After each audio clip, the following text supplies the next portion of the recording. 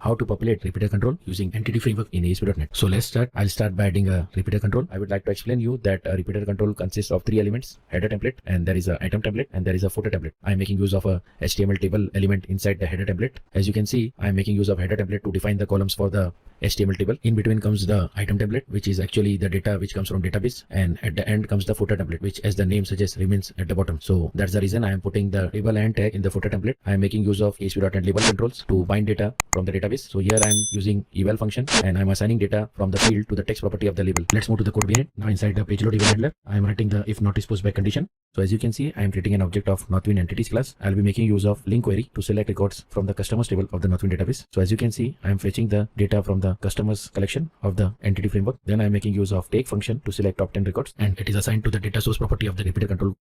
And finally, the data bind function is called. As you can see, the repeater is populated with data. That's it.